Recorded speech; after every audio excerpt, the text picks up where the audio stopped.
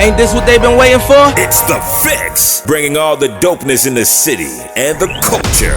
Let's get it poppin'. Yo, 100.3 The Beat. STL's Hip Hop and R&B, man. I got Miss Missouri in the building. About time you showed up. Hey, what's going on, St. Louis? Nah, we've been waiting on her. Hey, so what's up, though? How you doing? Money McGhee, right? Oh, you already know. I'm good. I'm blessed. Been very, very, very busy, but it has been good. How are you doing, Nitty? I've been good. So how you get the name Money McGhee? How that come about?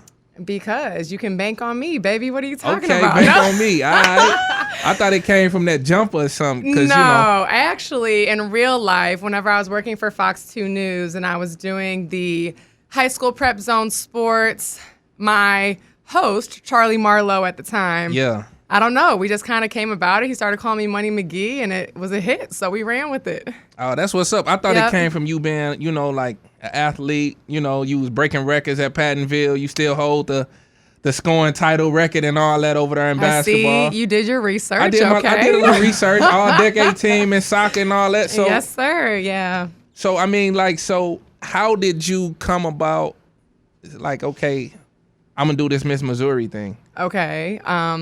Cause and I'm gonna come back, but I just wanna know like how that come about. It was very unexpected, to say the least. You know, I think growing up, I had an awareness of what Miss USA and pageants were, obviously, but I never saw that being an arena that I would personally step into. Yeah. Because I was so focused on athletics. I kind of knew that was going to be my meal ticket and the way I was going to be able to pay for my education and create my opportunities in life. And you did that. Yeah, I did.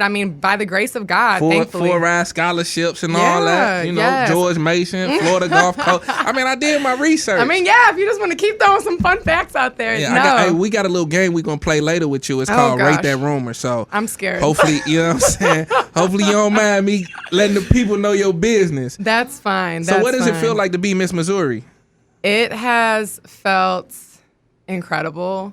Again, I wasn't expecting it. I didn't really know what to expect. I kind of had this ignorant bliss going into it because I had no background of pageantry. No one in my family, to my knowledge, has done pageantry. Yeah. So everything that I learned from it, I had to research. I had to watch. I really kind of just stepped in with my own flavor and my own style and was like, I'm going to make this reign as Miss Missouri USA what I want it to be.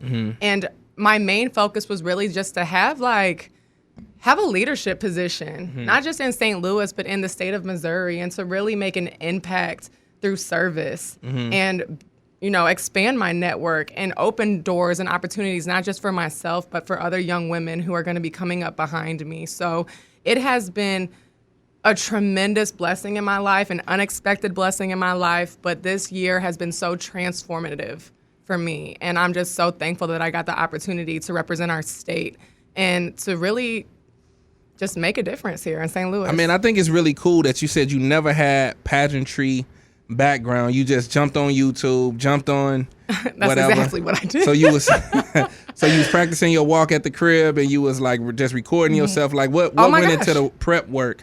Because I saw you as an athlete and then I saw the transition. So what went into the work to even... There's so much that goes into it, but exactly what you just said. I got on YouTube. I started watching pageants. I was watching previous Miss USAs and Miss Universes and kind of just seeing what the flow was, how they walked, what the winners were doing. I really used my training as an athlete to train for the pageant. When, you talk about sitting down and watching film and taking notes. I was doing that, but applying it to pageantry. And I was able to finally find a coach. So I was doing everything, like the fitness, the walking, finding my wardrobe, all on my own for so long. But then I ran into this other St. Louis girl who competed in pageants, and she's been a national state title holder. Her name is Alexia Robinson, and she has made such a big difference in my life. She kind of came in and became my pageant fairy godmother, but she put me on with a coach whose name is Kim Pitney Forsyth. And when I say we were up at the crack of dawn, going to the midnight hours. Like you was a boxer. You was up running. Oh, seriously. So look, we got more though. We gonna come right back because I want to know, and I'm gonna give you this cliffhanger. I want to know what made you stop playing professional ball and then leaving your full-time job as an anchor at Fox 2 to pursue the pageant. So we'll be right back after this, man. We got more with Mikala McGhee, Miss Missouri. She in the building, man. It's The Fix, man. 100.3 The Beat. 100.3 The Beat. STL's Hip Hop and R&B. It's Nitty Gritty. Y'all tune in to The Fix, man. I'm still sitting here with Mikala McGhee, Miss Missouri. So we went to break real quick, and I just had a question. Like, yo, you was playing for the STL Surge. That was major. You was an anchor on Fox 2. Yeah. So, like, what made you say, I'm leaving this, I'm about to go ahead and pursue this pageant? Like, what was the deciding factor for you? It was a hard decision, Nitty, and I'll be honest, because I loved my job at Fox 2. I mean, that was something where I really felt my skill sets were being utilized to the fullest. I was able to show my creativity. I was out in the community doing a lot of things that I was passionate about. And also, I love basketball and I loved hooping, but I always knew that the ball was going to stop bouncing for me at some point. And that just seemed to be the perfect opportunity, especially as I was getting more in depth and in tune with my broadcasting career. Yeah. But if I'm going to say anything, it wasn't because I wanted to. It's not because I wanted to leave those things. I was just feeling very called by God. Okay. It was a real spiritual thing where I prayed on it.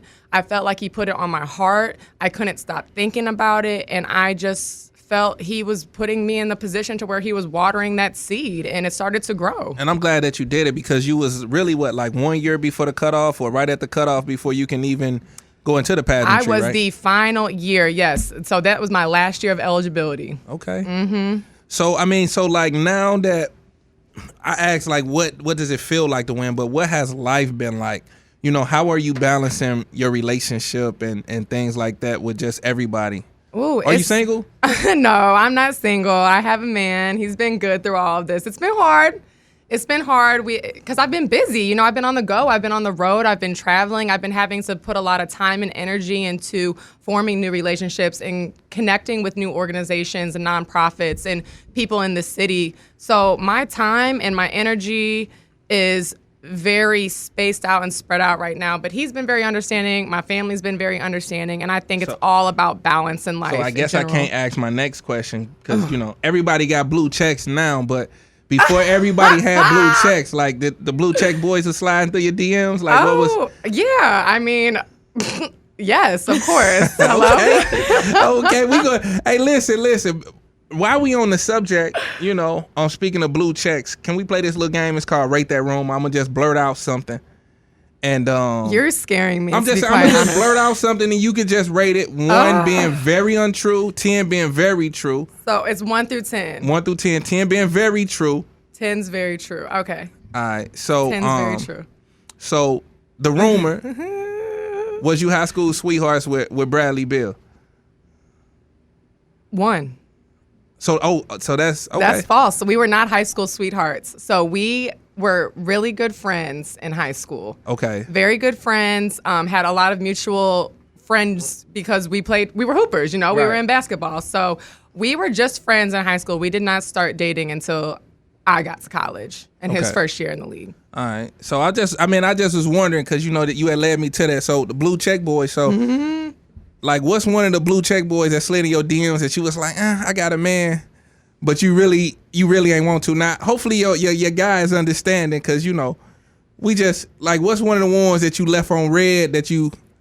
You know what? I'm not even gonna blast nobody like that, because you know what? They shot their shot. Did they miss? Whether it was successful or not, I don't even think it matters. We just gonna keep that. Did they hit on the rim low. at least, or just the backboard? Like, no, I've had some really cool people try to talk to me. I'll be honest, but it just has to be the right time and place. I'm a person who really likes to build on real connections. Yeah, that's what's up. Yeah, that's what's up. So, like, life after, Miss Missouri and all of that. Obviously, I did my research, so I know you got a communications degree, and you got a master's in arts.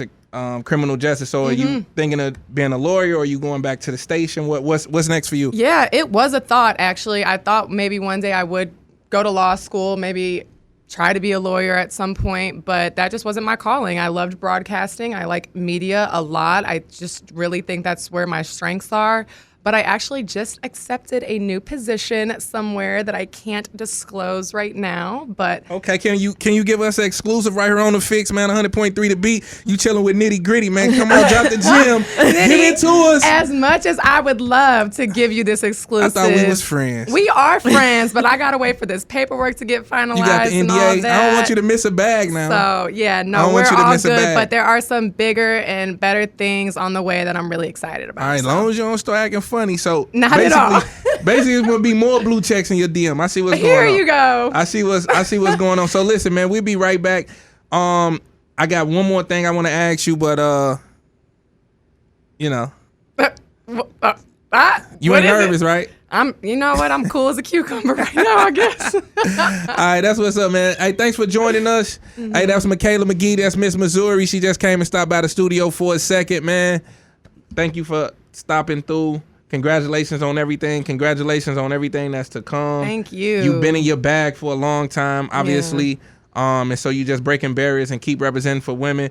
And then before we leave, did you know, I want to touch on your foundation that you got, More Miracles STL. So that's faith-based organization and all of that. So yeah, thank you for bringing that up. So More Miracles is something I actually started during the pandemic. I always knew one day I wanted to have a nonprofit of my own, and I just started off by helping people buy Christmas presents for their family, people who were in need. I had people submit applications and letters of why they needed the help, and we were also helping pay bills that winter, because we all know that was a hard one for people. So I was really proud of that work, and it just grew and continued, and now we're really working hands-on with families and getting them therapy help, financial literacy guidance. We're getting them placed in job placements. I mean, the work we're doing right now, although it's still very much so grassroots effort, it's very impactful and powerful, and I'm so proud of it, and I just can't wait to continue to have it grow and hopefully move into more cities. All right, that's what's up. Yeah. Hey, yo, thanks for joining us, man. It's The Fix, man. We be right back after this, man. That's Mikala McGhee, Money McGee. You know what I'm saying? She was joining us. Hey, yo, we'll holler, man. It's The Fix.